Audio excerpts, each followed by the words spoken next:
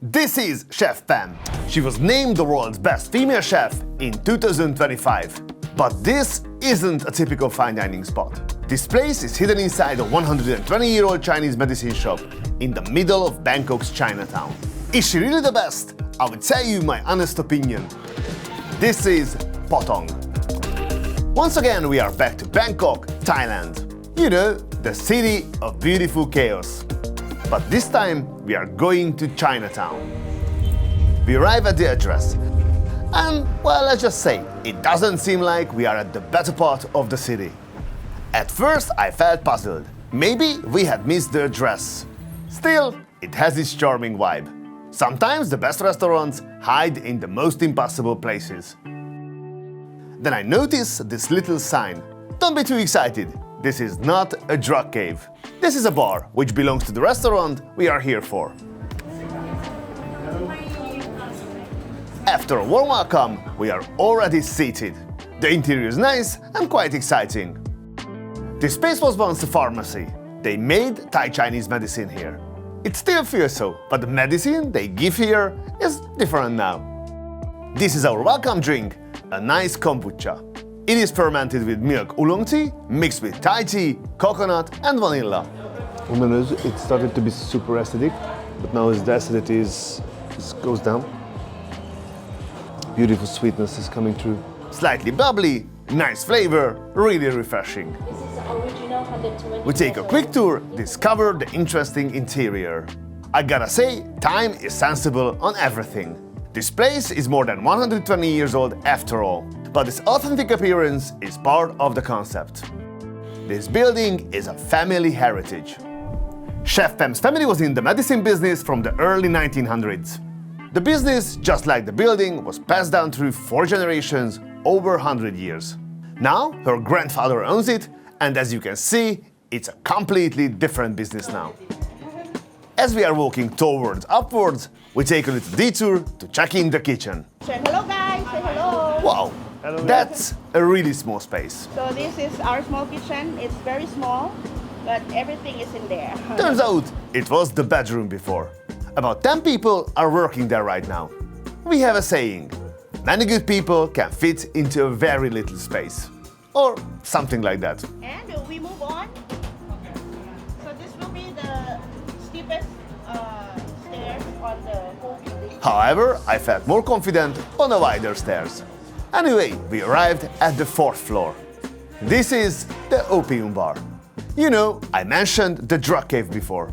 It's not that, but it was before. And that's why they named this bar after it. This is where customers used the opium back then. Now, this is where customers do something better: drinks. We arrive at the 5th floor to the rooftop. A kind lady greets us and asks us about our drink preferences. After climbing to the top of this beautiful mountain, which was also a good cardio session, I am ready for my first drink. And it arrives just when it's most needed. It is a fresh local wine, and it was quite nice. But the French are still not in danger. Then a sweet surprise, Chef Pam herself. Sorry to disturb. Hello, nice to meet you. Nice to meet you, Chef. We chat a bit, and I learned that she's a kind soul. Her full name is Pichayasuntor Nyanakic. Born to Thai-Chinese parents who were also half Australian. Therefore, she was raised in a very Western style, so her parents were very supportive about her career. She was working all around the world, trying and learning different cuisines. In 2011, she won the Asia Youth Hope cooking contest. 1 year later, she was awarded the Young Woman of the Year in Her World magazine. She also studied at the Culinary Institute of America and graduated with high honors. After spending years in the 3 Michelin-starred Jean-Georges, she eventually came home to Thailand to honor her roots. And in 2021, she opened Potong. In 2024, she was named Asia's best female chef. And just a year later, in 2025, she was chosen the world's best female chef. She is kind enough to present us the first bite. This is a fried dough with Yunnan ham and a bit of cheese. Then we have a tart with chili and lotion and the Chinese fermented sauce. The dough is nice crunchy and tastes delicious. Maybe a bit too oily for me. I appreciate when the first bite are a bit warm. It has its homey vibe, you know. The tart, for some reason, reminds me of fortune cookies. And guess what? Oh, I broke it. Let's call it Unfortunate Fortune. Anyway, it has a nice crunch and gorgeous spiciness inside. Not the harsh one, but this mild, easily enjoyable heat. Nice flavors, nice textures, I like it. I always like to highlight the work of the staff. So let me say this, the staff so far has been immaculate. The lady serving our drinks moves so elegantly. The way she handles the glasses, the trays, every movement is smooth and graceful. Now that we have finished our first bites and drinks, we are asked to use the elevator. I'm glad we don't have to climb the stairs again. Although this elevator is a bit tiny for the two of us. But we manage. Finally, we take our seats in the main dining area on the 3rd floor. You know what? I love it. It's so unique. You can feel it wasn't designed in the modern sense. We are surrounded by family history. Very authentic, and this level hasn't been restored at all. I guess that's exactly what makes it so charming. Then we are handed some letters written to Chef Pam's great-grandparents. Meanwhile, my next drink arrives. With a beautiful champagne Dom Perignon 2015. We also get a small comic book. I need to say, at this point the storytelling feels a bit too much. But still, it seems genuine, so I can get over it. The menu cost 5,500 Thai baht, which is roughly $170. For tonight, you will be enjoying our festive menu. And here at Potong, we are offering a progressive Thai Chinese cuisine. That sounds interesting, but we will talk about that later. For now, let's order something to drink. There are 3 wine pairing options, plus a non-alcoholic pairing. The Wanderlust excursion for about $110, the bespoke beverage pairing for $140, the sommelier selection for $195 with upgrade options, and the non-alcoholic, which is roughly $60. I go with the sommelier selection.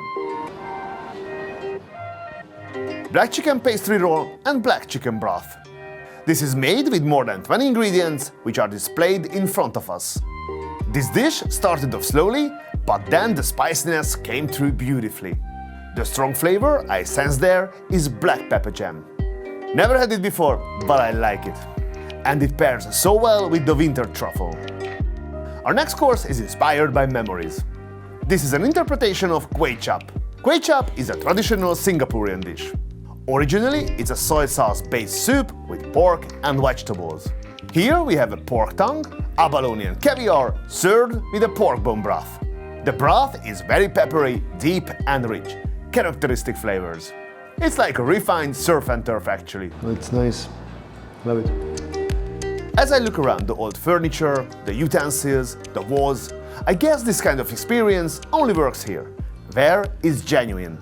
It's not the kind of luxury you usually see in European fine dining restaurants. But here, it doesn't really matter. It feels just right. The wine served with the next course is a 2021 Riesling from Wittmann Kirschspiel. In the next course, we have blue crab meat, stir-fried with peppercorn oil and seaweed oil. It's topped with a silky mousse and dusted with burnt leek powder. It's the spicy level for me. Okay, the spiciness here surprised me. It's not overwhelming, but actually I need a few sips of wine. The spices are really nice here. Lively, interesting, intense, and feels so fresh. The brioche is beautiful, soft and delicious. Just look at it. The next drink is a traditional sato, a very popular Thai beverage. It's similar to sake, but much more acidic. I kinda like it. What comes with it is also something traditional, pad thai. Legend says it was invented during World War II, under the dictatorship of Piban. Some say it was a brand new dish. Others claim they adapted the Chinese stir-fry noodles, renamed it as pad thai to make it a Thai specialty. Its main purpose was to lower the rice consumption, since there were major shortages of it at that time. In this little box we see the elements of this dish. And here is the dish itself. Well, it couldn't look more Thai than this, although it doesn't look like pad thai at all. The original pad thai is made with dried shrimps. Here we have carabineros and of course fried noodles. The coloring of this flag comes from natural sources, like butterfly pea and fermented yeast. In the cup we find Carabinero's head essence. And finally on the side there is something called hoi tod, which is basically deep-fried oyster with some chili and scallions. The quality of the Carabinero isn't really for me. But the essence with the hoi tod was mind-blowing. Simply mind-blowing. It was salty, acidic with a touch of heat, just amazing. Here in Potong, these things are the cornerstones of Chef Pam's kitchen. Potong in Chinese roughly translates to simple. Next up, our glass is filled with an Albarino by Zarate from Spain. And here comes the next dish, Atlantic Seabass. It's been dried for a day, then dried again in koji, and then punctured.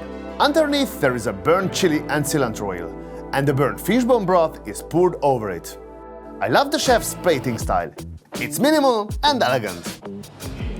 The first sip of the broth is very pleasant. Oh, It's rich in flavors, smoky, and I feel some kind of rosemary notes as well. The fish is nice, flavors are spot on. A good dish. There's just one thing that bothers me a bit.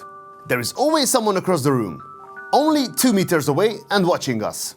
But after a while, it feels a little uncomfortable. I miss the intimacy and privacy. From the entrance to the rooftop, the staff is amazing, but I don't think this close attention is really necessary. Our next course arrives in something that looks familiar. It reminds me of the style of Alberto Esassi. If you watched the recent video about my restaurant, this name should ring a bell. He is a former designer of SpaceX and Tesla. We had a small collaboration and he made us this special globe. It is very similar to this. Turns out I was right. It is his work. What's on it is a warm turnip cake, duck and peanut butter sauce. The duck has been dry-aged for 14 days and on the duck bill we find the duck bone broth. The flavors are nice, well balanced, and the presentation is creative. So before we start the main course, I would like you to choose your weapon. And the dish that follows is something that's been on the menu since day one. And it hasn't changed ever since. First we get our next wine, which is a Sicilian red from Altamura. Then the food arrives. The duck is a small local breed, and as we mentioned, it has been aged for 14 days. It is served with several different condiments. We have gailan, which is like a Chinese stir-fry kale, and it tastes a bit like seaweed. Then we have a sausage-like thing, which is made of duck trimmings and sweet chili. We also have ganchai, which is Chinese pickles, a bit sweet, a bit salty. Then 2 types of rice. One is steamed rice, made with the 3 trinity of Thai cuisine: garlic, black pepper and cilantro. The other one is stir-fried, which they call golden. And then finally we are served something that was made only for us: char siu, or Chinese barbecue pork in the common tongue. But here is the twist. It's not pork, but Wagyu beef. It's a kind gesture and a very tasty one, I must add. Nice pink color, lovely texture, beautiful mature flavor. Both rices are delicious. One is spicy, warm and comforting, like it was made at home. The other is more crisp, and the egg lends it a nice, rich flavor. Anyway, I love the flavors here. I take a quick break to go to the restroom. And unfortunately, I faced a minor issue. There were 3 of us waiting in a line on the staircase. Not exactly a pleasant experience. The pre-dessert looks exciting. One part of it is a passion fruit sorbet, a nice and refreshing palate cleanser. The other one is, well, a giant ice cube. We are told to grab it with a napkin and turn it around. On the bottom of the ice, we find a small treat. Jamaican cherry. We are supposed to lick it straight from the ice. This is a clever idea, and the cold gave it a nice crunchiness. For the main dessert, we are served an ice cuvée from Chateau Maseru. The dessert itself is an homage to the building, one of the few original structures that still stands on this road. What you see here is practically just coconut, but presented as a piece of the house. Coconut mousse, coconut cake, coconut cream. And vanilla white chocolate served with coconut sorbet and salted coconut sauce. It is nice, the flavors are there, and the plating is just gorgeous. But for me, it wasn't as exciting as the previous dishes. Still a solid dessert. Next up, the petit fours. We get coconut pandan financier, coffee bonbon, and mango jelly with chili on top. They are good, but not exactly my kind of sweets. Except this little one right here. I love this one a lot. Now that we finished our meal, there is one last little surprise. A cabinet with drawers, and we have to pick one to get a fortune cookie. Chef Pam comes to our table one last time, bringing a few parting gifts. It's easy to say she loves what she does. Now that we are finished, it's time to ask for the bill and leave in peace. But when I open the envelope, thank you for being here. I always insist to pay, but thanks for this nice gesture. So how was Potong? Well, the staff and hospitality is warm and welcoming. Big smiles, graceful movement, kind people. But I didn't really like that they were standing next to us in the room the whole time. The building itself has its imperfections, but that's part of its charm. It was intentionally kept in its original state, but that comes with compromises. The corridors and stairs are so tight that I was worried tearing my jacket. So when you come, there is no need to dress up too formally. Because this is rather a tour through an old family house, with checkpoints with beautiful food and drinks scattered along the way. I'm not really that guy who likes long stories in restaurants. I'm not a fan of moving around too much during a meal either. I like to sit, relax and enjoy. The food is delicious. I had a good dinner there. There are many authentic Chinese-style notes in there, but also fresh and exciting twists. But what about the title of the world's best female chef? Honestly, I think these kinds of awards don't really make sense. Everyone approaches gastronomy in such a different way that comparing them feels impossible. But for me, there are female chefs whose words feel closer to mine. When you're choosing a restaurant, perspective matters a lot. If you are looking for a classical fine dining experience with complex dishes and luxurious environment, this is not that. But if you are more into stories, where a chef welcomes you into their home, in a special location, where you have a good experience built around good food and drinks, then this place is just right for you. Chef Pam takes his guests on an emotional journey. I am so happy that there are amazing people in this industry who create such a unique experience. With these ideas, they make the world of gastronomy more colorful. A world that we all love. And that does it for this episode. Thank you for joining me. If you like this video, hit subscribe. See you next time. You can call me stupid.